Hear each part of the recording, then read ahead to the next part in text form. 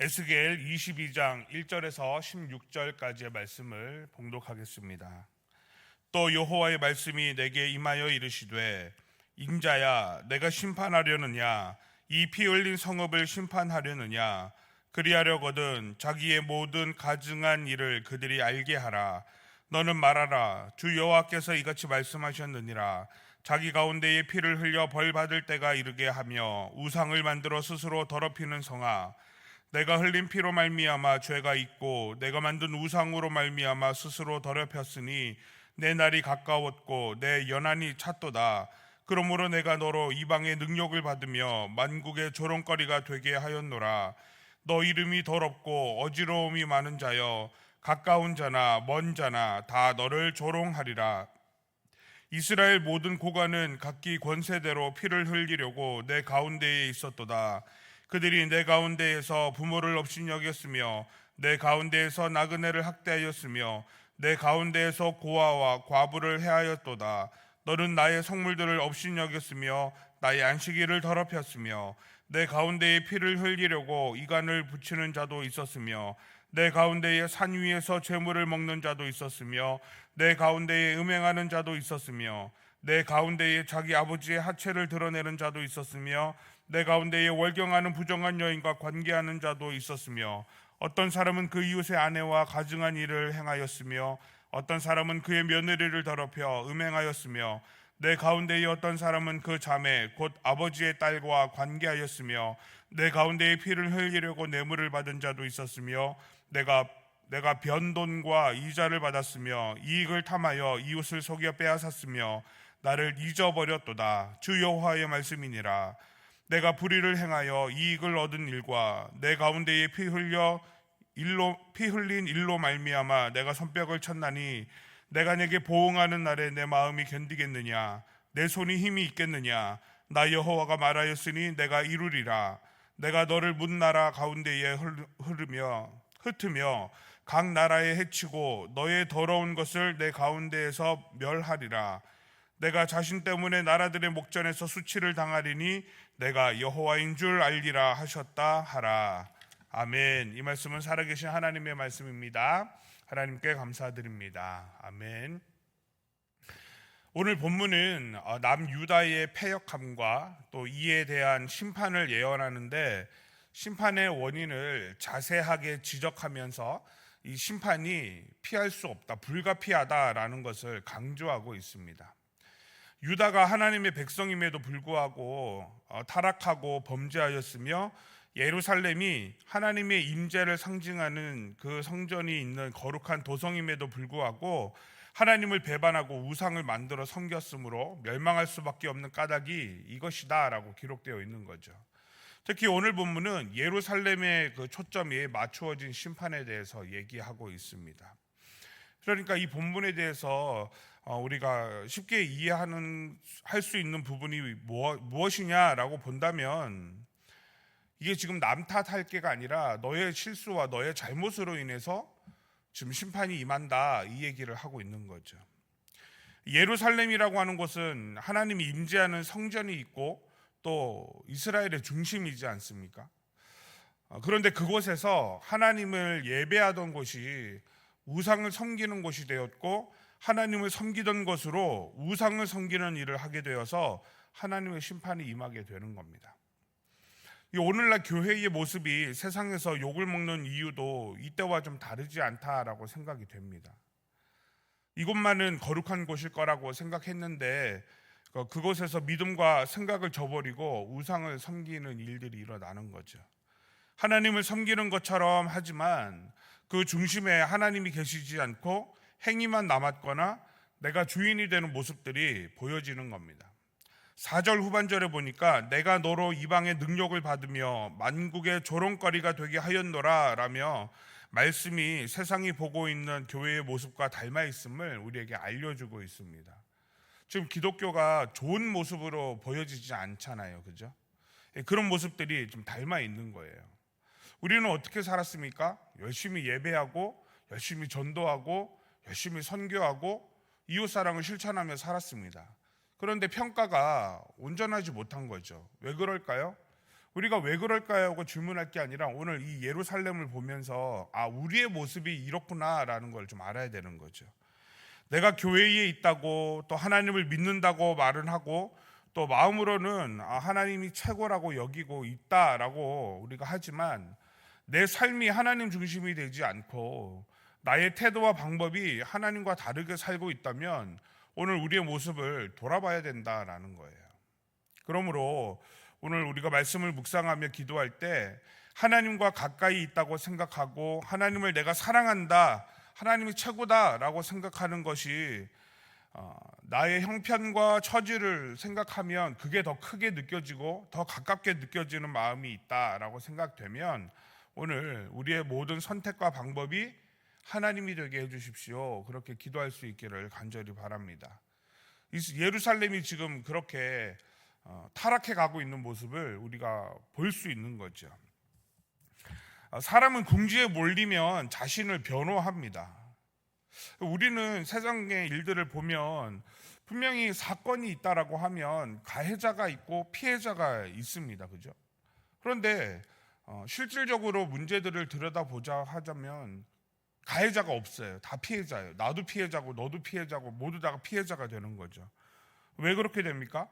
미안하다, 내가 잘못했다 하면 용서가 되고 또 거기에 합당한 처벌을 받으면 훈육이 되는데 이제는 이게 안 되는 거죠. 어떻게 얘기합니까? 우리 애만 잘못했냐? 뭐 이렇게 따져버리는 거예요. 고소해가지고 시간을 막 끌고 돈과 힘의 논리로 움직이는 걸 보죠. 사회가 나를 이렇게 만들었다. 환경과 상황이 내가 그럴 수밖에 없었다. 나도 피해자다. 뭐 이런 식의 논리를 우리는 많이 갖고 있어요. 이렇게 말을 하는 거죠. 자신의 잘못은 어떻게든 조금이라도 더 감추고 축소하고 침묵하고 타인의 실수는 어떻게든 더 크게 만들고 용서하지 않는 거예요. 그러면서 뭐라고 얘기합니까? 정의가 없다 뭐 이렇게 얘기하고 공정하지 못하다 이런 얘기를 하는 겁니다. 오늘 본문의 예루살렘의 모습이 지금 이 모습과 닮아 있는 거죠.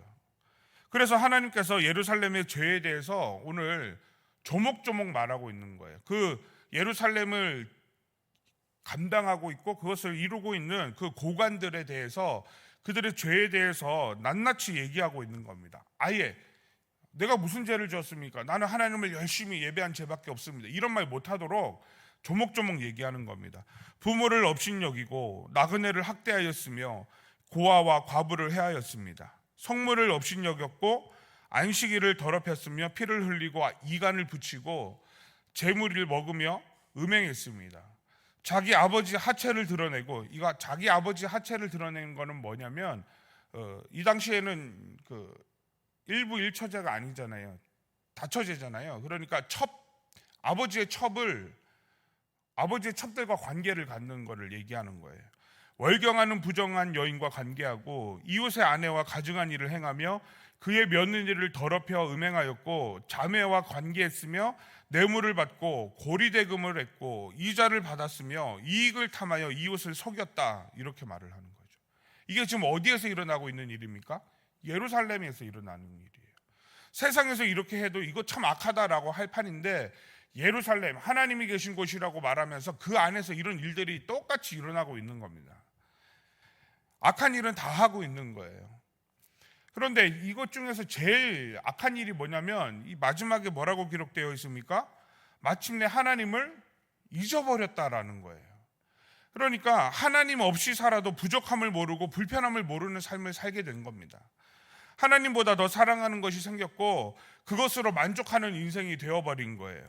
세상의 만족이 하나님보다 더 중요하게 여겨졌으니 그러니까 두려워할 게 없고 그냥 그것에 내가 만족하면서 사는 거예요. 나는 이 정도면 됐어 이러고 사는 거예요. 오늘 우리의 죄가 여기에 속하고 있다면 우리는 하나님께 회개해야 할 뿐만 아니라 빨리 마음을 돌이켜야 되는 거예요. 왜요? 그로 인해서 예루살렘에 뭐가 임하고 있습니까? 심판이 임하고 있는 겁니다. 우리가 모여서 예배하고 하나님을 증거하고 이렇게 사는 이유가 뭡니까? 구원을 받은 백성답게 살아가는 것이고 하나님의 심판의 때가 올 텐데 그때에 심판의 자리가 아니라 구원의 자리에 우리가 있기 위해서 아닙니까? 그런데 지금 예루살렘에 있는 고관들의 모습은 심판의 자리에 나아가고 있는 거예요. 지금 이 모습들이 하나님이 다 보고 계신 거예요. 그 얘기를 하고 있는 겁니다. 세상에 속해서 정신없이 열심히 살다 보니까 내가 여기까지 와 있다면, 나도 모르는 사이에 이 죄의 모습들이 나에게 가까이 와 있다면 우리가 회개하고 하나님을 기억해야 되는 거예요. 하나님 없이 살아도 괜찮은 것 같아? 그 생각이 들어오는 순간 우리는 구원의 대상에서 심판의 대상으로 바뀌어지게 된다라는 거죠. 하나님 없이 살아도 불편하지 않고 만족하여 살 수 있고 하나님이 심판 앞에 있음을 우리가 기억하여서 오늘 마음을 돌이킬 수 있기를 간절히 바랍니다. 그래서 오늘 기도할 때 내가 하나님 없어도, 하나님을 잊어도 불편하지 않고 답답하지 않으며 만족하는 삶을 살고 있다면 심판이 가까웠음을 기억하고 하나님 앞에 회개하며 하나님께서 나와 동행해 주시기를 간구하는 저와 우리 성도님들 되시기를 간절히 바랍니다. 오늘 하나님께서 우리를 내버려 두지 않으시는 거예요. 이런 죄들을 낱낱이 다 얘기해 주고 계십니다. 그런데 왜 하나님이 이렇게까지 하실까요? 하나님이 우리가 하나님과 언약을 맺은 백성이고 예수를 주로 고백하는 그리스도인이기 때문에 이렇게 하신다라는 거예요. 하나님은 보응하시는 날이 있음을 우리에게 알려주십니다. 그날에 반드시 이루어진다라는 거예요. 14절입니다. 내가 내게 보응하는 날에 내 마음이 견디겠느냐?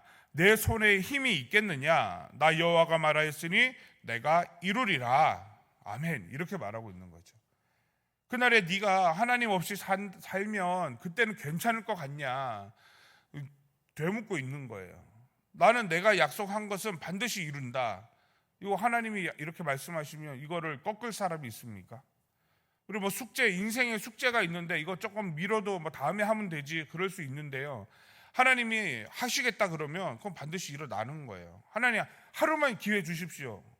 가차 없는 거죠. 그때가 되면 내가 생각하지 않은 때에 하나님이 일하시기 시작하면 방법이 없는 거예요. 하나님께서 이렇게까지 얘기하시는 이유는 뭡니까? 우리를 어떻게 하시려고요? 회복하시라고. 우리를 구원하시려고. 이렇게 얘기한 것도 이렇게 얘기할 때 알아들어야 되는 거죠. 그러니까 오늘 하나님이 뭐라고 말씀하시냐면 내가 너희의 죄를 다 알고 있다, 이 얘기를 하고 계시는 거예요. 그러면서도 어떻게 기회를 주십니까? 두리뭉실하게 얘기하는 거예요. 너희 요런 죄 졌지, 요런 죄 졌지, 이렇게 말씀하시니까 뜨끔뜨끔은 하지만 하나님이 지적은 안 하시잖아요. 그렇지만 이 속내에 하나님은 어떤 말씀이신 거예요?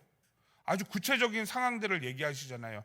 뭐 아버지 하체를 더럽히고 월경한 여인과 관계를 갖고 이웃의 아내와, 그러니까 하나님은 어떻게 말씀하고 있는 거냐면, 이혜준 목사, 너 돈에 욕심이 있었지, 너 음란한 마음이 있었지, 너 8월 14일 날 너 이런 죄 졌지, 이렇게 지적하지 않으셨다라는 거예요. 왜요? 기회를 주시는 거예요. 그런데 하나님이 이렇게 말씀하시는 건 뭐예요? 내가 너의 죄를 다 속속들이 알고 있다라는 걸 얘기해 주시는 거예요. 하나님 저만 그렇습니까? 하나님 믿는 사람 다 그렇더만요. 뭐 잘 믿는 사람들 보니까 목사님들 더 심하더만요. 이 핑계가 먹히지 않는다라는 걸 하나님이 말씀하시는 거예요. 그거는 그 사람과 내가 알아서 할게.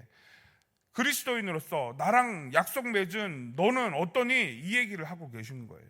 어떤 공동체 속에 나를 집어넣어서 물타기 하지 말라라는 거예요. 너의 죄를 내가 하나하나 다 일일이 알고 있는데 내가 오늘 그거는 말하지 않아. 하지만 내가 알고 있어. 이거를 주고 있는 거예요. 그러니까 하나님이 이렇게까지 말씀하실 때 우리가 어떻게 해야 됩니까? 자신을 돌아봐야 되는 거죠. 하나님께서 기다리시고 인내하시며 참아주심을 보여주고 있으니까 그때 우리가 마음을 돌이켜야 되는 거예요. 왜요? 이렇게 하는 거는 심판이 곧 임박했다라는 것을 알고 있고 보여주고 계시기 때문에 그런 거죠. 심판의 날이 가까웠으니 악에서 떠나 하나님께로 마음을 돌이키고 돌아오라고 하시는 말씀이다 라고 말할 수 있습니다. 지금 하나님께서 우리에게 사인을 보내고 계신 거예요. 16절입니다. 내가 자신 때문에 나라들의 목전에서 수치를 당하리니 내가 여호와인 줄 알리라 하셨다 하라. 아멘. 계속해서 하나님이 돌아오라 라고 말씀하시고, 너희가 잘못했다, 너희가 지금 범죄하였다, 너희가 지금 멸망으로 가고 있다 라고 말씀하시면서 마지막에 하시는 말씀이 뭐냐면 반복적으로 하는 말이 내가 여호와인 줄 알리라, 이렇게 말씀하시는 거예요. 지금이 하나님이 우리를 보고 참고 계신 때입니다. 우리가 마음을 돌이켜 하나님께로 나아가야 할 때입니다. 하나님이 기회를 주시고 기다리고 계시는 줄 알고 마음을 돌이킬 수 있는 저와 우리 성도님들 되시기를 주님의 이름으로 축복합니다. 그러므로 오늘 기도할 때 지금이 심판의 때인 것과 하나님이 우리를 기다리고 인내하사 기회를 주심을 깨달아서 교회를 위해서, 나를 위해서 회개하고 마음을 돌이켜 온전한 믿음으로 하나님과 동행할 수 있는 믿음 주시라고 기도하는 저와 우리 성도님들 되시기를 주님의 이름으로 축복합니다. 기도하겠습니다. 사랑과 은혜가 풍성하신 하나님 아버지, 감사합니다. 하나님은 사랑이시라 기다리고 인내하며 우리를 부르고 계신 줄 믿습니다. 주님께 나아가는 저희가 되게 하여 주시옵소서. 습관에 따라 하나님과 가까이 있고 하나님 사랑한다고 하면서 나의 형편과 처지를 더 크게 보는 우리를 불쌍히 여기사 긍휼을 베풀어 주시옵소서. 나의 모든 선택과 방법이 세상의 방법이 아니라 하나님을 따를 수 있도록 믿음 주시옵소서. 하나님을 잊어도 불편하지 않고 하나님이 없어도 답답하지 않고 만족하며 잘 살고 있다면 심판이 가까웠음을 기억하게 하시고 회개하여 하나님께 나아갈 믿음을 주시옵소서. 구원의 길로 나아가게 하여 주시옵소서. 하나님이 우리를 참아주시며 기회를 주신 줄 믿습니다. 회개하고 마음을 주께로 돌이켜 온전한 믿음으로 살게 하여 주셔서 이 시대와 세대를 살아갈 때 하나님과 동행하게 하여 주시옵소서. 이제 8월을 마무리하고 9월을 맞이할 준비를 합니다.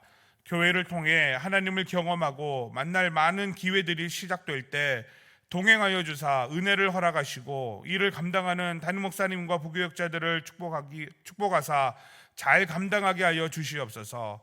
환우를 위해 기도합니다. 상하고 찢긴 우리의 마음을 위로하시고 질병과 노고와 아픔으로 신음하는 성도들에게 성령 하나님 찾아가 주셔서 통증은 사라지게 하시고 깨끗하게 낫게 하시며 치료의 광선을 바라사 회복되게 하여 주시옵소서.